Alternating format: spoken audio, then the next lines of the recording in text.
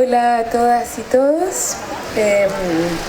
Quisiera compartir con ustedes un breve texto que escribí a propósito de la lectura de este libro y quizá para abrir una conversación. Lo primero que quisiera decir es que esta novela llegó a mis manos recientemente tras ser editada por el sello Imbunche, tras casi 25 años de su primera publicación por Alfaguara. Es una novela que me pilló en cierto modo desprevenida, aunque de un modo extraño, inconsciente casi, la buscaba. Incluso diría que la necesitaba. Perdí a mi padre hace poco tiempo y esta novela habla de eso, de la pérdida de algo así como un padre, aunque va mucho más allá. Habla, creo, de la caja cerrada de los recuerdos, una caja que intuimos siempre en el origen de muchos dolores, especialmente de aquellos que nos constituyen. Por eso vivimos en cierto modo evitando abrirla, asomándonos apenas tímidamente a esa caja que es también una caja de Pandora, sobre todo porque ella conserva la memoria o el olvido de ciertas vivencias que son propias, pero también ajenas, generacionales y transgeneracionales, colectivas, históricas, nacionales. Hay secretos, quiero decir, que aunque no nos pertenecen los compartimos, porque parecen estar ahí en el núcleo de la palabra familia. Secretos relativos a la filiación, a la propia infancia, esa prehistoria de lo que somos ahora y a la que ingresamos a veces como en una gruta oscura donde se dibujan las huellas de unas manos que fueron nuestras, pero también de otros sobre las nuestras. Esta novela habla de una mano, la mano de un padre que hizo un daño atroz, una mano que excedió todos los límites de un cuerpo y una psiquis en formación, que imprimió su violencia allí donde todavía, imagino, las paredes de piedra de esa gruta no estaban duras, sino blandas, lo suficiente al menos para registrar la hendedura imborrable de lo que no puede, por la fuerza de su impacto, hacerse caber en las palabras, para armar con ellas una vida, una subjetividad que pueda sostenerse en ellas. Su mano, casi puedo verla, cuenta Elisa, la hablante y personaje principal de esta novela. Su mano era muy grande, muy dura. Recuerdo cómo daba vuelta a las páginas cuando me leía. Muchas veces yo no escuchaba. Miraba cómo esas manos tan toscas iban pasando una a una las hojas de papel de arroz sin rasgarlas. Recuerdo también la forma en que esa mano tomaba los cinturones, el grueso y el delgado. Era eso, la mano cerrada sobre la hebilla, lo que más me asustaba, más que la extensión de cuero que me causaba las heridas, porque su mano estaba detrás del castigo, el peso de esa mano, cómo me sujetaba contra el colchón mojado sin permitir que me moviera hasta que aparentemente me dormía. Entonces se iba y yo podía llorar despacio para que no volviera, y cómo me jabonaba entre las piernas con una persistencia infinita, con esa misma mano, hasta hacerme doler. ¿Qué pasa cuando esa mano que nos condujo a la vida es también la mano que nos amenaza con la muerte? Es una pregunta que parece insistir en esta novela. Y la respuesta no es otra que el horror, el miedo, la angustia más primitiva. Y sin embargo, Andrea Maturana logra conducirnos hasta allí, demorándonos junto a Elisa en el secreto, en la verdad de lo ocurrido que se revela lento, a la velocidad de los recuerdos que tardan, se resisten a llegar. Pienso entonces que esta novela habla de la violencia física y sexual acometida por un padre a una hija de corta edad, pero sobre todo habla de las posibilidades que tiene una mujer adulta de tenderle una mano a esa niña que entonces no pudo hablar y que requiere hacerlo ahora frente al cadáver de su padre todavía fresco, en un intento por reconstruir las paredes de una vida psíquica que le permita, pese a todo, vivir, incluso volver a amar. Para lograrlo, esa mujer adulta que es Elisa en esta novela se acompaña en esta historia de otra mano, una mano amiga tan extraña como conocida, Dame tu mano desconocida, que la vida me hace daño y no sé cómo hablar, escribe Clarice Lispector en La Pasión según G.H. Esa mano amiga, que es aquí Gabriela, acompaña a Elisa a hurgar donde más duele. Es una mano que impulsa, que acaricia, que a veces también agrede, se ausenta. Una mano que hace a veces todo aquello que no puede hacer la lengua. Una mano que acompaña, pese a todo, el caminar. Y ese camino toma la forma de un viaje a dedo, de nuevo la mano, por el desierto, que funciona tal vez en este libro como una metáfora del cuerpo, con sus curvaturas áridas e insondables, con su sequedad y sus repentinas honduras húmedas. Gabriela y Elisa transitan por los pueblos desconocidos del desierto chileno, buscando las huellas de un relato que no está afuera, sino adentro. Porque el paisaje que las rodea a ambas es un paisaje interior, un silencio interior, un frío interior, como una zona intermedia entre la realidad psíquica y la que pertenece a los hechos. El desierto es también aquí el colchón que rememora los hechos. Ese colchón que un día fue testigo del dolor de un cuerpo a solas, el dolor de un cuerpo mudo, de niña, porque solamente allí, en el encuentro de un cuerpo con el otro, parece posible intentar decir, traducir una multiplicidad de sensaciones confusas a una palabra después de la otra, aunque fracase, aunque Elisa una y otra vez fracase. Las cosas no ocurren en una sola línea, dice la hablante de esta novela en un momento. A diferencia de Gabriela, que logra ante la sorpresa de Elisa articular repetidas veces de comienzo a fin el relato de la historia de amor y desamor que la obsesiona, Elisa se pierde entre el olvido y la multiplicidad de emociones que coexisten dentro de ella, disputándose el protagonismo. Entonces la acompañamos en los devaneos de un análisis persistente de su propia subjetividad, hasta ser de sí misma muchas veces un sujeto extraño, extranjera en su propio cuerpo. Ahí el testimonio del daño es infalible. Cómo se cierran las puertas al mundo de afuera cuando un individuo, una persona, el personaje de Elisa en este caso, no logra salir del registro del dolor, de la ceguera que produce lo innombrable. Y sin embargo está la mano.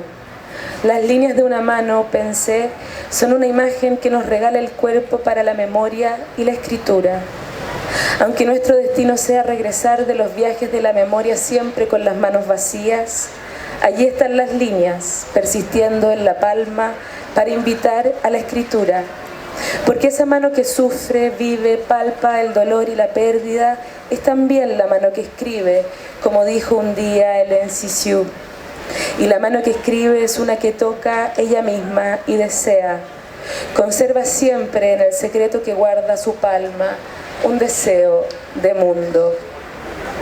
En fin, El daño es una novela sobre el secreto, sobre el dolor, sobre la memoria, sobre la singularidad subjetiva e incontrastable de la memoria.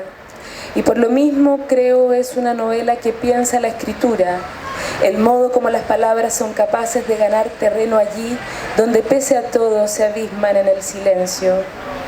Vuelvo entonces a recordar a Clarice Lispector cuando escribió: mientras escriba y hable voy a tener que fingir que alguien está estrechando mi mano. No me queda más que recomendarles que se adentren en esta historia y de la mano de Andrea Maturana recorran los surcos de una gruta que sabe cómo finalmente abrir en lo oscuro una delgada grieta hecha de palabras y de luz. Gracias.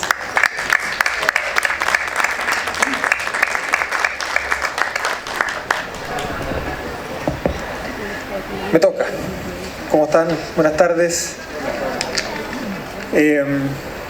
Yo no suelo presentar libros de literatura en general, suelo leer cosas más fomes, vinculadas con el derecho y cosas por el estilo. Entonces estoy muy agradecido de que me hayan invitado, ¿verdad?, a comentar este libro, y desde ya me excuso con la autora si es que no satisfago las expectativas de un espacio como este. Uno nunca sabe. ¿Por qué publicar o reeditar el año 2021 un libro de 1997? 1997. ¿Qué estábamos haciendo en 1997? Yo estaba en la universidad, estaba en tercer año, absolutamente avasallado por las eliminatorias, que en esa época se llamaban eliminatorias, al Mundial de Francia 98. Eliminatorias a las cuales clasificamos por un gol de diferencia, con la dupla Sasá, Iván Zamorano y Marcelo Salas. El año 97 fue el último año antes de que estallara la crisis asiática, el último año de los jaguares de América Latina, el último año del crecimiento económico sostenido, con índices del 6-7%, ¿verdad? Cosas que nunca me significaron nada realmente, pero parecía importante en ese momento. El último año probablemente un Chile, entre comillas, perfecto, un Chile que había dejado atrás una dictadura sangrienta a través de un plebiscito. Lo que siempre se nos dijo, plebiscito derrotó la dictadura cayó con un lápiz. Con el tiempo fuimos sabiendo que no era tan así. Pero ese año, el año 97, fue de alguna manera el último año en el que todas esas promesas del 88, de la alegría ya viene, de la elección de Elwin, el 89, de Frei Ruiz Tagle, el 93, podían ser algo así como aceptadas sin mayores esfuerzos, sin mayores críticas. Ese año tuvimos elecciones parlamentarias. En noviembre o diciembre, no me acuerdo exactamente del mes, de ahí lo traía anotado probablemente, bueno. Pero ese año tuvimos elecciones parlamentarias. Teníamos senadores designados, con un gobierno elegido muy abrumadoramente en primera vuelta, con una mayoría muy importante, menos que la de Gabriel, pero importante igual, pero con un parlamento de oposición, un gobierno mayoritario con minoría en las cámaras. Un año 97 en el que muchas cosas de las que hoy día decimos con normalidad, muchas cosas con las cuales nos expresamos con normalidad, en esa época no se podían decir. Cuestiones como el terrorismo de Estado en la Araucanía, cuestiones como la violencia de género, cuestiones como las opresiones estructurales en las cuales se encuentra la inmensa mayoría de la población, eran cuestiones de las cuales no podíamos hablar. En esa época todavía no estallaban las primeras revueltas estudiantiles. La primera, si no me equivoco, tiene que ser el año 98 o 99, a propósito del alza en el precio del pase escolar. Y las discusiones en las asambleas en esa época, me acuerdo porque yo era estudiante, giraban en torno al arancel diferenciado. Esa era la gran pelea de los estudiantes a finales de la década del 90. Nos hablaba de gratuidad universal, nos hablaba de educación pública, gratuita y de calidad. La discusión era más bien subsidio a la demanda o subsidio a la oferta. Llenamos los bolsillos de la ciudadanía con vouchers que puedan gastar comprando derechos sociales, o establecemos condiciones estructurales para que los derechos sociales se puedan ejercer de manera universal. Ese año yo fui candidato a vicepresidente del centro estudiante de la escuela en la cual yo estudiaba y perdí. Perdí en segunda vuelta, pero perdí. Y yo creo que el libro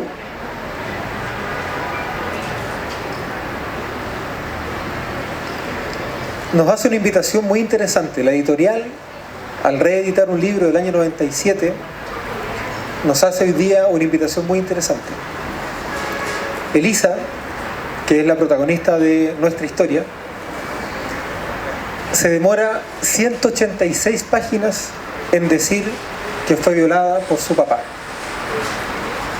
uno como lector va pasando decenas de páginas sabiendo exactamente qué es lo que había pasado.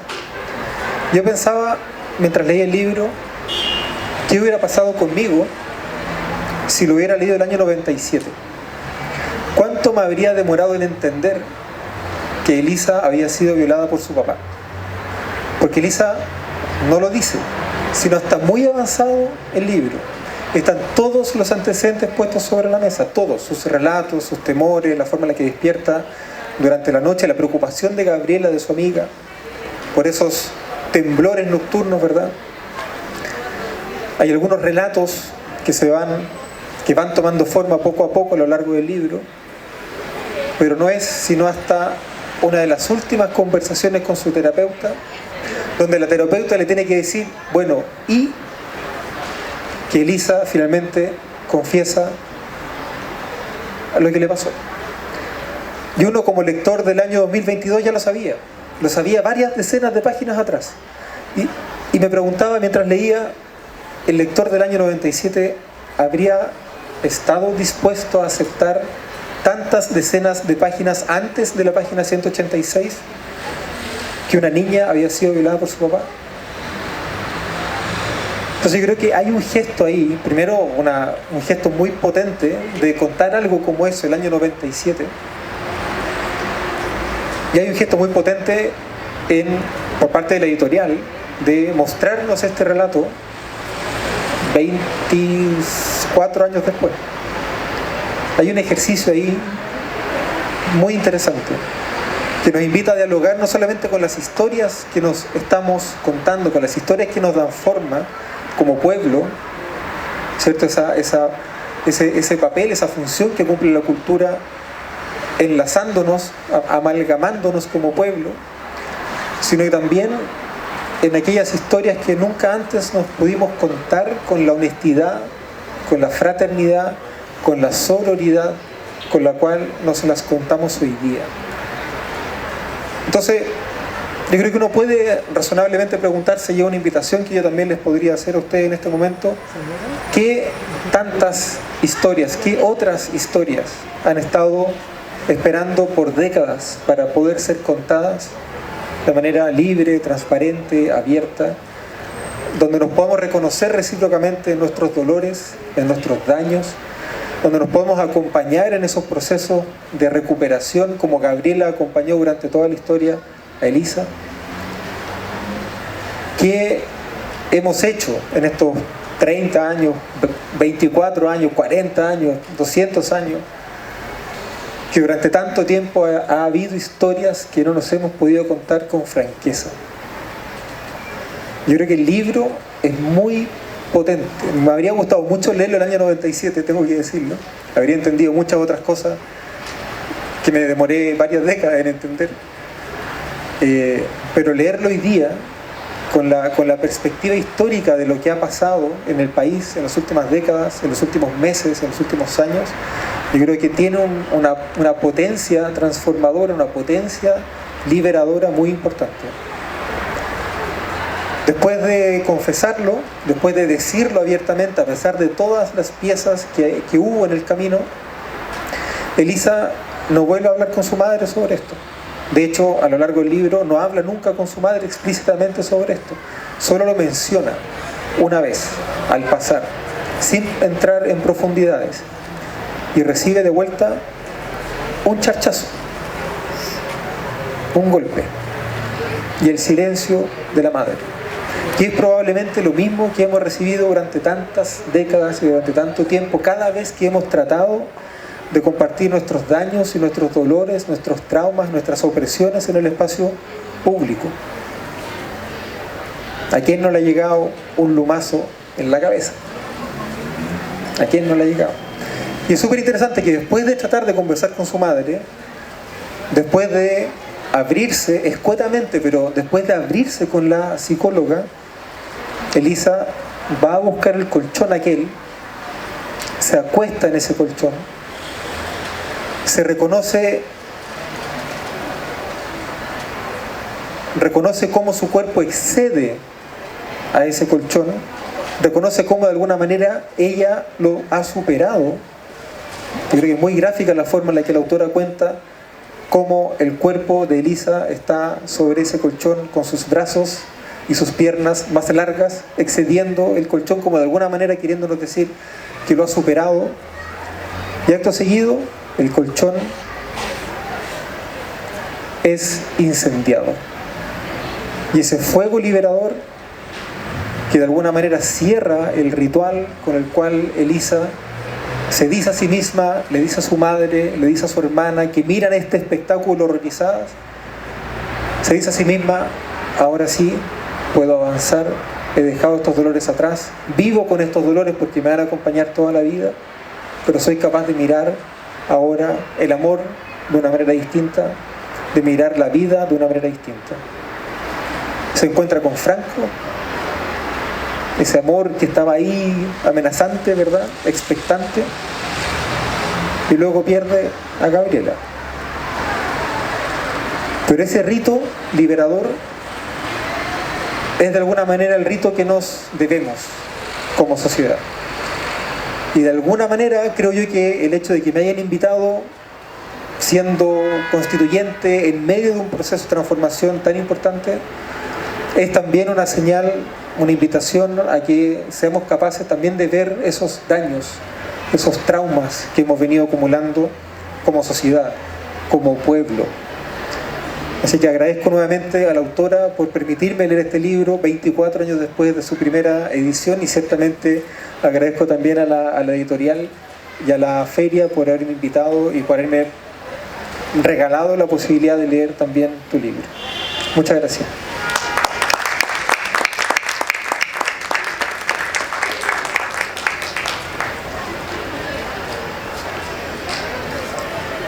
Sí, te aprendí. Bueno, estoy conmovida por estas cosas lindas que se han dicho de mi librito antiguo que vuelve a ver la luz. ¿Qué hartas cosas pasaron en el 97? Para mí el 97 es el año que tuve a mi hija y que escribí este libro, que publiqué este libro.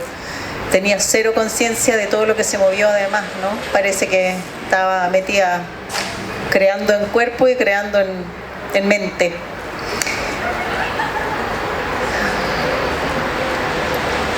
Agradezco mucho también a esta editorial, que en particular ha hecho un trabajo muy hermoso de recuperar voces de mujeres escritoras chilenas. Que es un trabajo que desde mi punto de vista estaba faltando, porque pucha que hay y pucha que son buenas. Así que me encanta ser parte de esta línea que ha ido como recogiendo con mucho cuidado voces que estaban olvidadas, desatendidas, medio como eso, ¿no? Dejadas atrás cuando están vigentes de muchas maneras y hablan, como dice Jaime, de la historia, de nosotros, de lo que somos como país también. Y este tema, como de lo que se dice, lo que no se dice, y cómo se dice, y cómo se habla, cómo se calla, yo diría que es un tema central en mi búsqueda literaria, y no solo en este libro, sino en el libro de cuentos que vino después, que se llama No decir, y que se trata de decir o no decir. Y creo que así como ha sido parte de mi búsqueda, también es parte de nuestra búsqueda como país. Estoy de acuerdo con eso. Y nos hemos ido moviendo en eso también, como haciendo un gesto de compartir, haciendo un gesto de ser menos hipócritas, haciendo un gesto de poner menos cara linda para la foto y de verdad poner sobre la mesa ciertos temas que están siendo parte de nuestra realidad hoy. Y efectivamente hoy se habla del abuso de una manera que no se hablaba hace 25 años cuando yo escribí este libro. En esa época era solo silencio, y no era porque existía menos que hoy, existía lo mismo. Entonces ese movimiento lo celebro con mucha alegría. me libera que hoy haya palabras que pueden decirse que antes no, que tienen su lugar y antes no, que se miran y antes no. Y aún así siento que hay algo que sigue muy vigente de la dificultad de decir, de lo que nos frena, del miedo a la vergüenza, del miedo al juicio, del miedo a ser la única, a pesar de que uno levanta una piedra y sale una mujer abusada, ¿no? En algún momento de su vida, eso ya lo sabemos todo. Así que nada, a seguir caminando nomás y a seguir poniendo sobre la mesa lo que necesitamos mirar y mirarlo de frente, que de frente duele menos que adentro del closet. Voy a leer un par de fragmentos del libro, aunque Jaime ya lo contó entero, así que le hizo todos los spoilers, no se lo compren, ya se lo saben. No, mentira. Vale. O sea, espero que valga la pena leerlo igual. Le voy a leer un par de fragmentos cortitos para no latearlos mucho. Y para que echen un poco del gustito de la forma en la que está escrito ya, que tiene más que ver con el propio ritmo del libro que con lo que cuenta. Es como con el cuerpo, como con las partes del cuerpo. Demasiadas veces se ha dicho que es necesario perder algo, a veces basta creer que vamos a perderlo para valorarlo. Pienso que todo parte incluso antes, en el dolor. Uno no toma conciencia de su dedo hasta que por algún motivo se lo hiere. Basta un pequeño corte, una ampolla, una quemadura, para tener conciencia en todo momento de que ese dedo está allí, para que el dedo comience a ser más importante que el resto de nuestro cuerpo, para que nos vayamos convirtiendo en un cerebro que piensa en función de ese dedo, en un corazón que siente por ese dedo, en un cuerpo que se mueve a pesar de ese dedo. Basta que algo nos duela para que no podamos desprendernos de ello, a veces en el afán de recordar y revivir a cada momento ese dolor, a veces por querer huir de aquello que no podemos dejar de sentir. Cuando el dolor es leve, cuando la herida o la llaga son leves, pasan rápidamente y podemos llegar incluso a olvidar que las sufrimos. Olvidar de nuevo la totalidad de ese dedo hasta que volvamos a herirlo. Cuando la herida es muy profunda, puede que tengamos que acostumbrarnos a vivir con un dedo distinto, un dedo que tal vez fue cortado o golpeado tan internamente que seremos incapaces de recuperar la sensibilidad de la yema o la fuerza necesaria para ejercer presión con él. Puede que tengamos que entrenarlo en ejercicios de rehabilitación, que tenga que ir superando pequeñas tareas que para el resto de nuestros dedos son triviales, hasta acostumbrarnos a esa pieza distinta, fracturada, menor.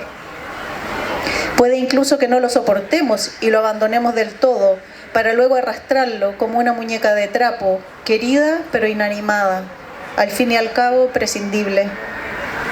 Son los puntos que dolieron los que ahora me hacen débil, y son tantos los puntos que dolieron.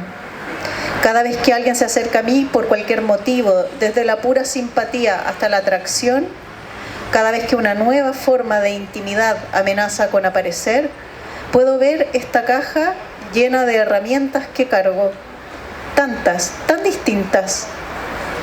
Luego veo claramente cómo en el transcurso siempre lento de una nueva cercanía, voy dándole a mi interlocutor una a una esas herramientas, cada una con su manual de uso. Una a una, las armas que pueden herirme y el área precisa en que me duelen.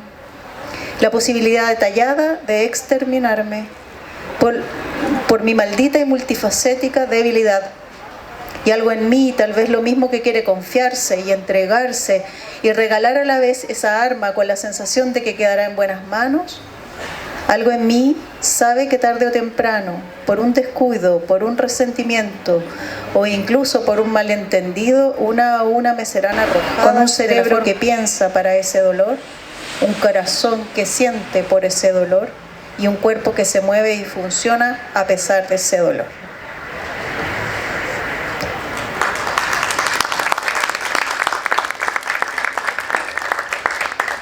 Me gustaría que pudiéramos dialogar un poquito. No sé si alguien quiere hacer una pregunta del orden que sea. Y yo estaré súper contenta de poder responder lo que puedo responder. Hola, mi nombre es Andrea. Y bueno, más que pregunta es como... Sorry, ahí está. Más que preguntarte algo es como contarte algo. Para el 93, no sé, perdón, para el 97, yo estaba en el colegio y mi mamá me tenía prohibido ver televisión. Y yo era una niña muy extraña también, así que me tenía ciertas limitaciones. Y el show de los libros lo daban muy tarde en la noche. Y siempre fui ratón de biblioteca. Mi mamá era la bibliotecaria del colegio y yo era la que me robaba los libros del colegio. Y para mí era una emoción tratar de poder ver el show de los libros y los grababa siempre, mi mamá se quedaba dormida y yo los grababa por el VHS. Y ahí en uno de los episodios te vi a ti en el metro con Antonio Escarmeta y contando un cuento de uno de tus libros, que era de Desencuentro Desesperado. Entonces estuve buscando ese libro por mucho tiempo y lo encontré en la universidad ya varios años después. Entonces más que nada, yendo a una pregunta, ¿cómo es tu proceso para poder hacer este tipo de libros? Porque son fuertes, tienen muchos cargados de sentimientos, muchas emociones y con muchos traumas, muchos de ellos. ¿Y cómo fue el proceso de hacer el daño? Ese libro en específico. Bueno, hay que decir que, bueno, de partida, gracias por compartir lo que compartes. Me trae hartos recuerdos también. Yo era muy intensa en mi juventud, después se me quitó. Después me pegué en la cabeza y se me quitó. No, por suerte, porque si no, no habría soportado vivir conmigo misma. Era mucho más intensa que ahora y siempre me interesó, bueno, ahora me dedico a ser terapeuta, soy terapeuta, atiendo personas, me relaciono con el dolor, me he relacionado toda la vida con el dolor de alguna manera o de otra, ni siquiera sé por qué, desde muy chica, porque no es que mi historia sea particularmente dolorosa, pero sí siempre me llamaron la atención los quiebres, los desencuentros, los dolores. Algo ahí me llamó, por algo terminé haciendo lo que hago también. Este libro en particular salió de una serie de conversaciones que yo tuve con Vinca Jackson en ese tiempo. Luego ella escribió su propio libro, que fueron conversaciones muy catárticas para ella y en ese tiempo yo le pregunté, ¿qué hacemos con esta historia? Y me dijo, yo no la voy a escribir, así que escríbela tú. Y de alguna manera la ficcioné, porque no es la historia tal cual es, ni los personajes tal cual son, pero con el permiso de ella yo traté de... Es como, hay algo que me pasa que tiene que ver con que siento que las historias dolorosas igual pueden estar en un lugar de, por un lado, de lo bello, lingüísticamente digo, ¿no?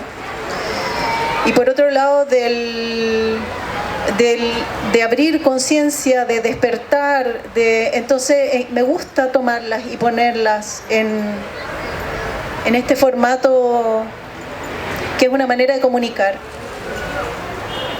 Fue un proceso difícil porque me significó como meterme mucho en los procesos y en la cabeza de estos personajes, que son personajes con sus dolores, ¿no? Y bien convulsos. Pero fue una manera de honrar esa historia en particular también. Así que fue un proceso lindo, a su modo, ¿no? A su modo difícil. A veces lo difícil también es lindo. Y claro, yo creo que el hecho de haberme ido saliendo un poco de esa intensidad más juvenil me ha ido llevando por el camino de la literatura infantil, que es más liviana, aunque se trate de temas profundos. Mis libros para niños también son así medio, tienen como varias lecturas, son un poco inquietantes a veces, o tienen que ver con la pérdida, o tienen que ver con la ausencia, pero claro, tienen esa cosa más livianita, ¿no? Así que para allá me ha llevado la vida. Gracias por tu pregunta.